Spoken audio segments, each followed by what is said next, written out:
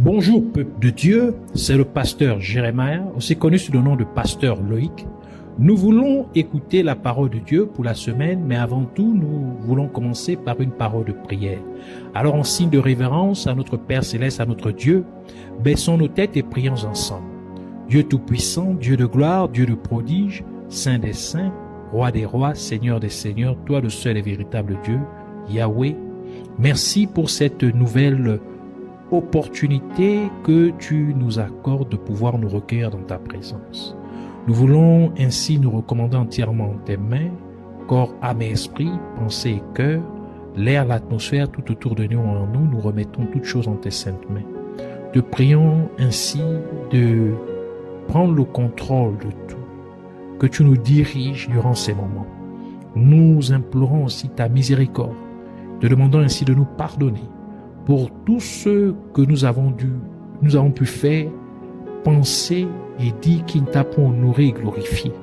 Pardonne-nous, Seigneur, au nom de Jésus-Christ, pour nos mauvaises intentions, pour nos mauvaises paroles, pour nos mauvaises attitudes, pour nos mauvais comportements, pour nos mauvaises actions, car tu dis dans ta parole que ce qui nous éloigne de toi, ce sont nos iniquités, ce qui nous sépare, Seigneur, de toi, ce sont nos péchés. Ce qui t'empêche de nous écouter, ce sont nos transgressions. Ainsi, pardonne-nous, Seigneur, pour toutes nos mauvaises actions au nom de Jésus-Christ. Pour tous nos péchés, pardonne-nous.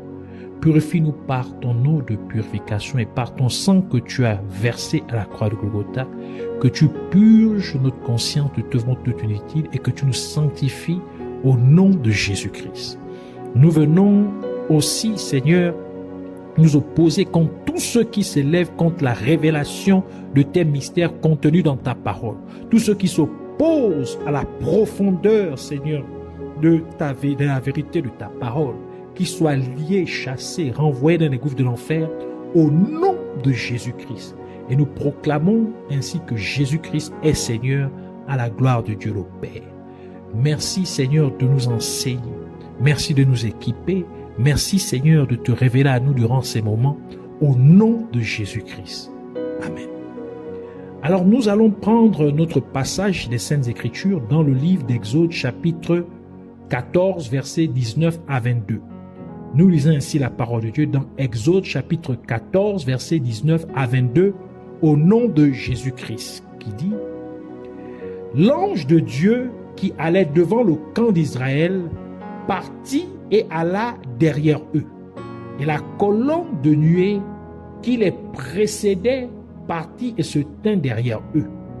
Elle se plaça entre le camp des Égyptiens et le camp d'Israël. Cette nuée était ténébreuse d'un côté et de l'autre elle éclairait la nuit. Et les deux camps n'approchaient point l'un de l'autre pendant toute la nuit. Moïse étendit sa main sur la mer, et l'Éternel refoula la mer par un vent d'Orient, qui souffla avec impétuosité toute la nuit. Il mit la mer à sec, et les eaux se fendirent. Les enfants d'Israël entrèrent au milieu de la mer à sec, et les eaux formaient comme une muraille à leur droite et à leur gauche. Que le Seigneur bénisse sa parole, qu'elle vienne pleine de gloire, de révélation, de profondeur, de bénédiction, au nom de Jésus-Christ. Nous voulons continuer dans notre série d'enseignements sur la traversée de la mer Rouge. Et pour cette semaine en particulier, le Seigneur voudrait nous parler de la colonne de nuée. Donc, le titre de notre enseignement pour cette semaine est « La colonne de nuée ». Nous pouvons remarquer que dès que Dieu ordonna à Moïse d'étendre sa verge, l'ange de Dieu s'est déplacé derrière le peuple d'Israël pour faire une séparation nette entre le peuple d'Israël et Pharaon avec son armée. Et sachant que l'instruction de Dieu est la parole de Dieu, cela nous révèle donc que lorsque la parole de Dieu est libérée, toutes les dispositions pour que cette parole s'accomplisse seraient déjà mises en place. Tout ce que vous avez à faire est de croire seulement en obéissant à la parole de Dieu. Lorsque Dieu a parlé concernant votre situation, vous devez déjà considérer votre problème comme ayant été résolu. Lorsque Dieu vous donne une parole concernant ce que vous traversez, vous devez déjà savoir que des prédispositions ont été prises pour que votre problème soit résolu. Vous avez donc besoin de foi. À ce moment-là, vous devez agir par la foi. Vous devez avancer en croyant que votre problème a été réglé. Ainsi, lorsque vous faites face à des défis dans la vie, vous n'avez pas besoin de quoi que ce soit si ce n'est que de la parole de Dieu. Je reprends. Lorsque vous êtes confronté à des défis dans la vie, vous n'avez besoin que d'une parole de Dieu. Et c'est exactement ce que le centurion romain a demandé à Jésus-Christ, car il a demandé à Jésus-Christ de dire seulement un mot pour que son serviteur puisse être guéri. Matthieu chapitre 8, verset 8 et verset 13 qui dit: le centenier répondit: Seigneur, je ne suis pas digne que tu entres sous mon toit, mais dis seulement un mot et mon serviteur sera guéri. Verset 13. Puis Jésus dit au centenier: va, qu'il te soit fait selon ta foi. Et à l'heure même, le serviteur fut guéri. Vous devez comprendre que Dieu est sa parole. Par conséquent, si Dieu prononce une parole sur votre situation, Dieu s'implique dans votre situation pour la résoudre.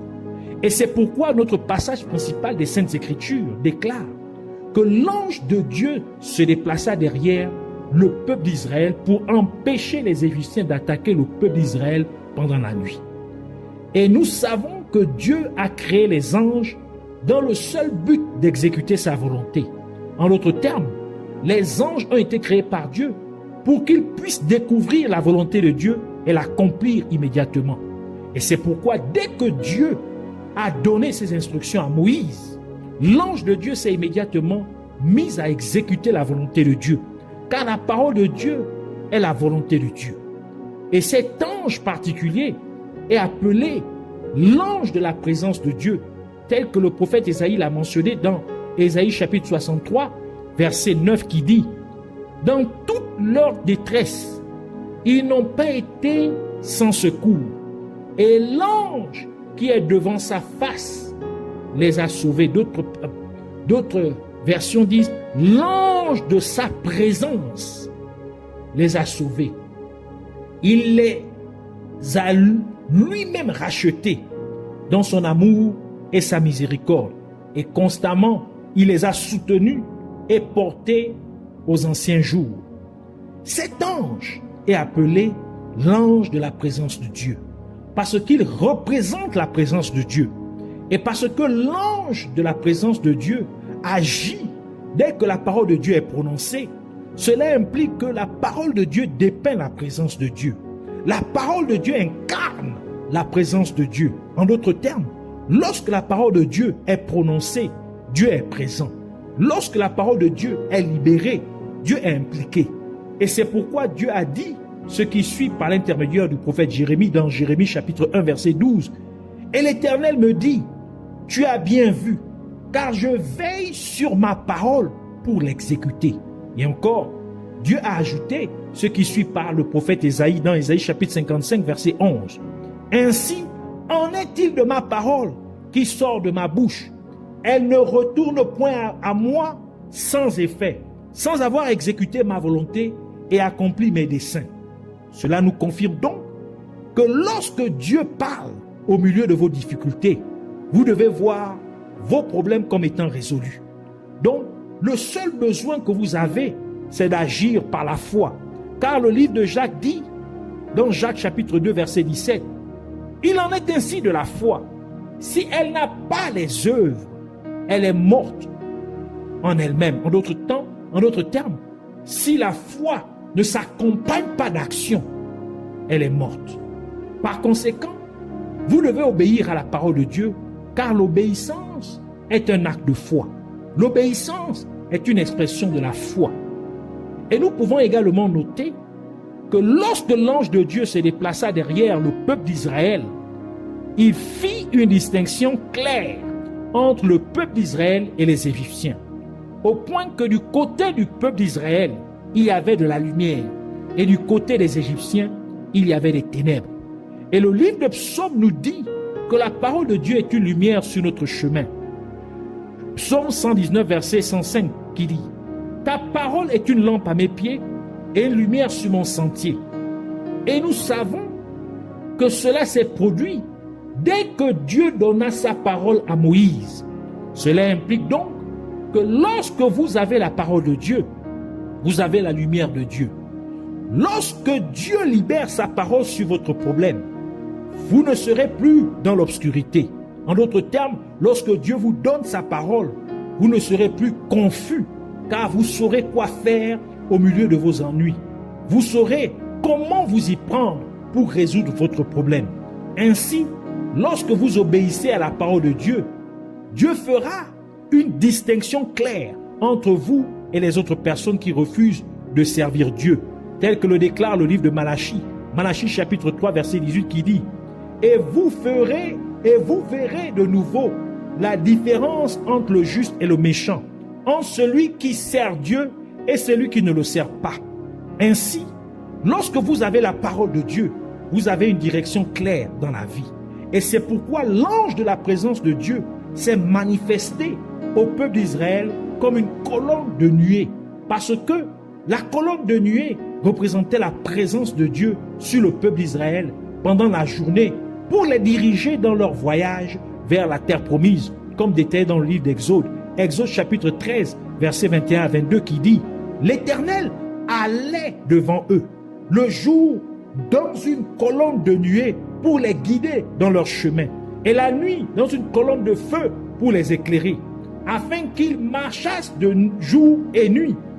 La colonne de nuée ne se retirait point de devant le peuple pendant le jour, ni la colonne de feu pendant la nuit. » La colonne de nuée couvrait le tabernacle de Dieu pendant la journée, et la colonne de nuée était également l'indicateur du moment où le peuple d'Israël devait commencer son voyage, ou quand il devait s'arrêter pour camper à un endroit particulier, tel que détaillé dans le livre de Nombres, Nombres chapitre 9, versets 15 à 18 qui dit « Le jour où le tabernacle fut dressé, la nuée couvrit le tabernacle, la tente d'assignation, et depuis le soir jusqu'au matin, elle eut sur le tabernacle l'apparence d'un feu.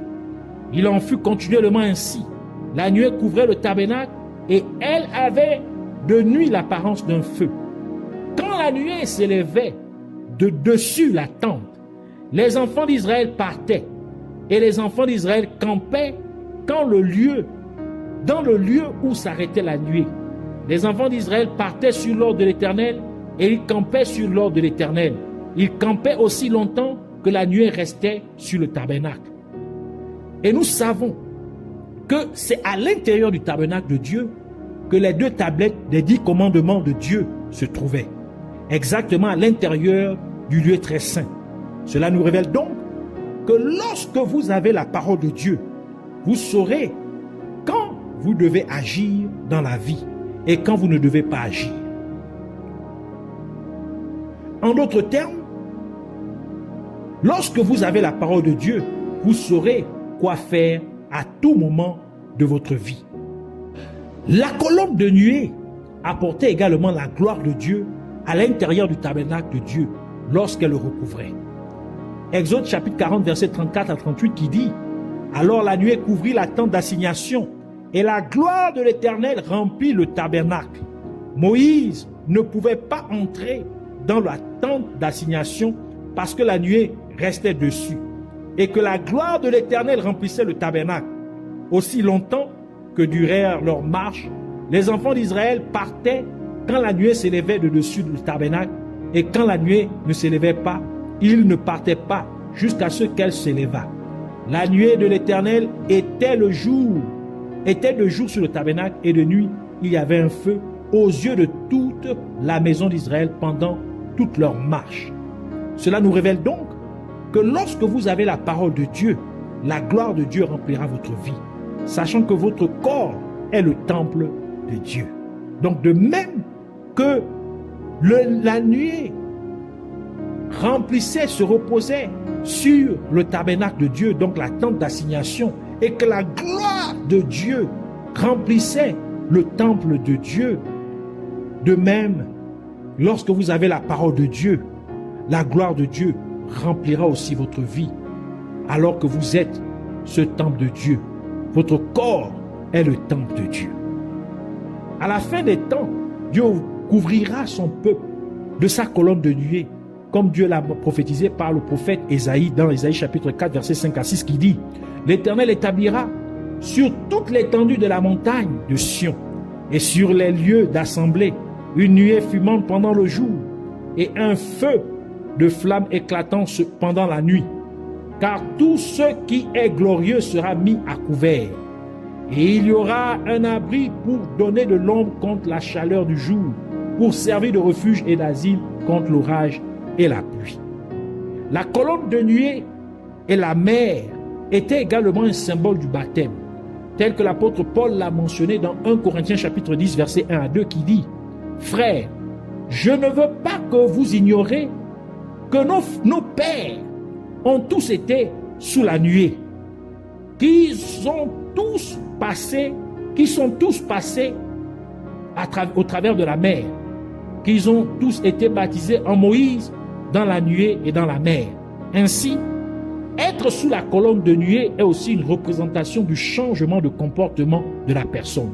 En d'autres termes, la colonne de nuée est un symbole de véritable conversion pour dire que la personne a effectivement changé de ses voies pécheresses et qu'elle marche maintenant selon la parole de Dieu.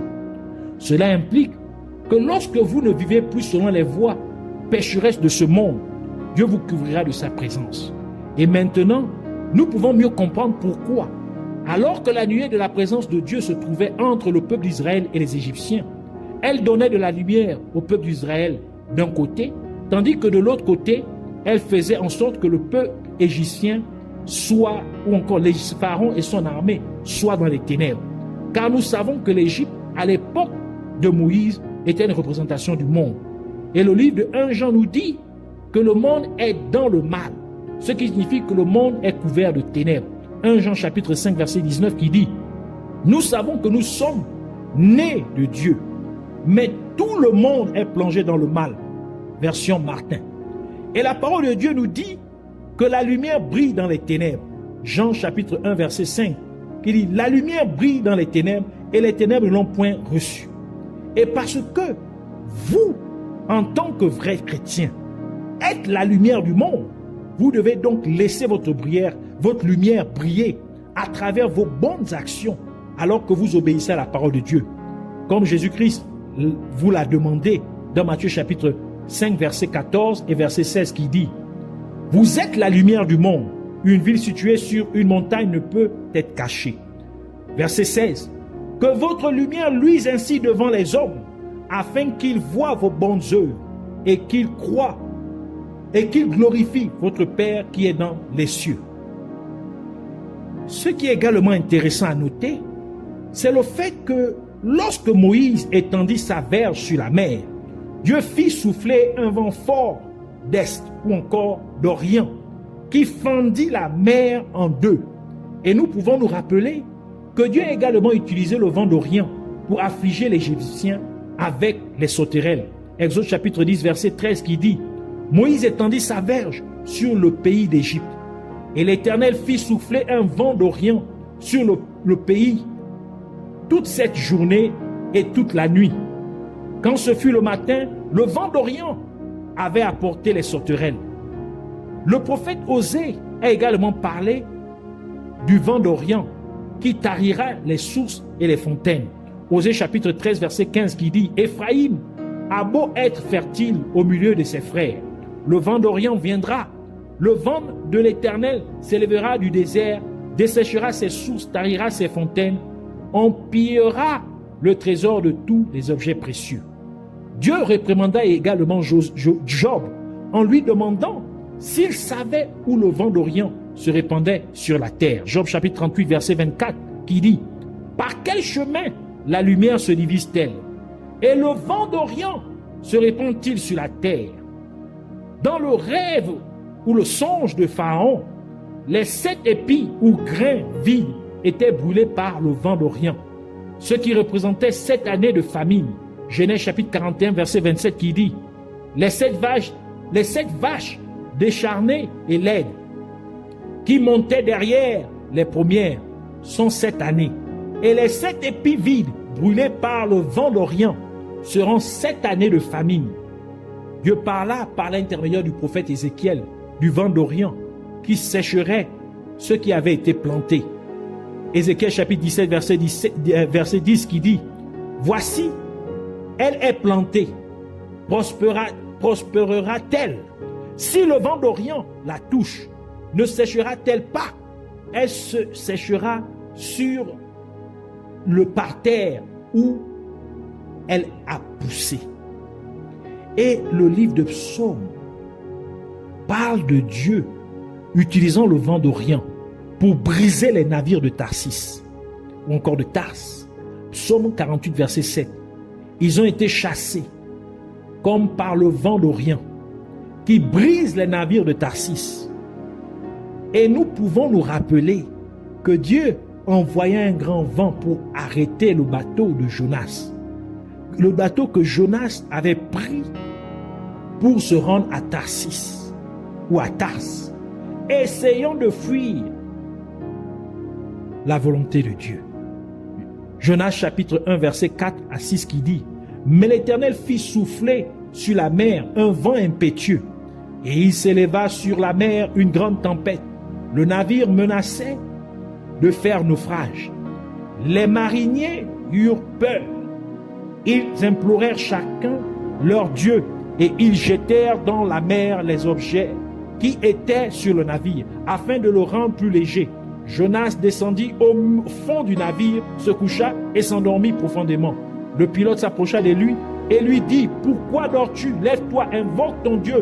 Peut-être voudra-t-il penser à nous et nous ne périrons pas. » Nous pouvons donc voir que le vent d'Orient est utilisé par Dieu pour sanctionner tous ceux qui s'opposent à la volonté de Dieu.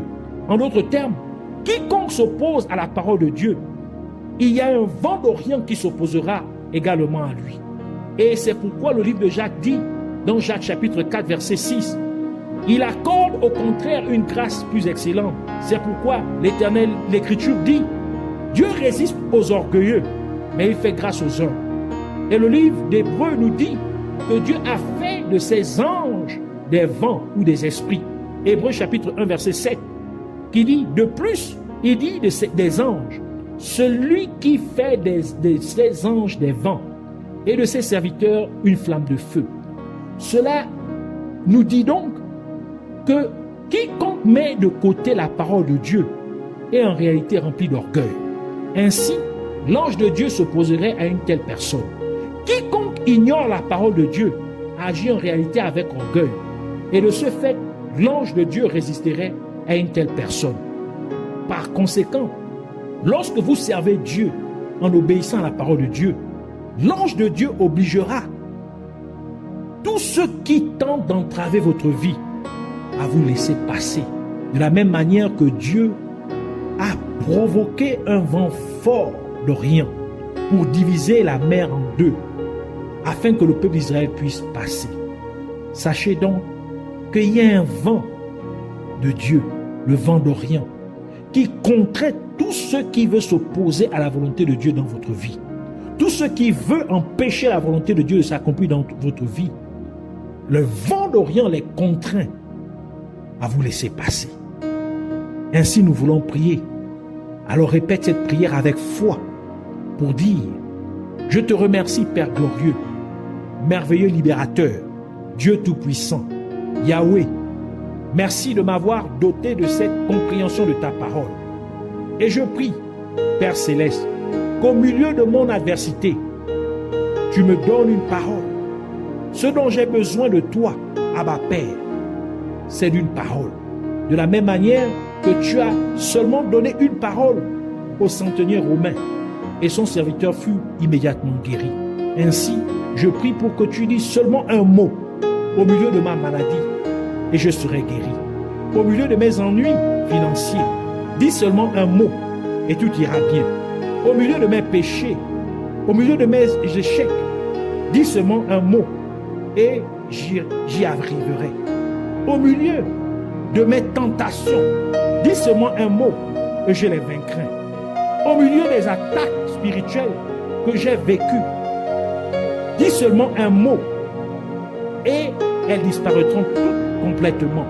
Au milieu de mes divers problèmes, dis seulement un mot et ils seront complètement résolus.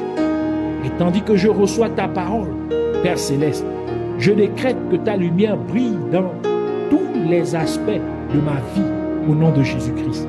Car ta parole est une lampe à mes pieds et une lumière sur mon sentier.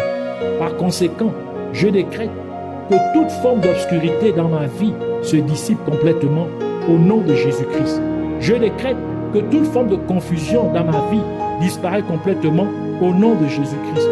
Et je sais donc quoi faire à chaque instant de ma vie au nom de Jésus-Christ.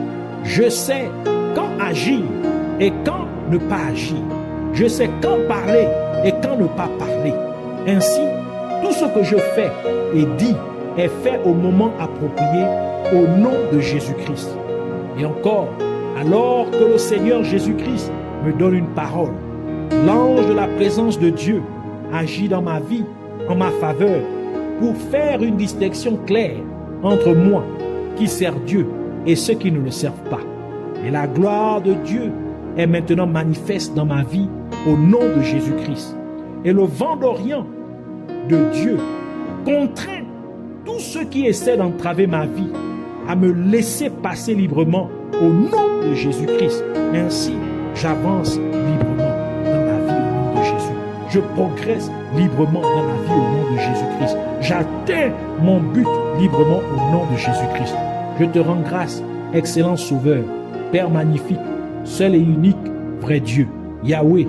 Merci car cela est fait au nom de Jésus-Christ. Que toute la gloire et toute l'adoration te soient données pour toujours et à jamais au nom de Jésus-Christ.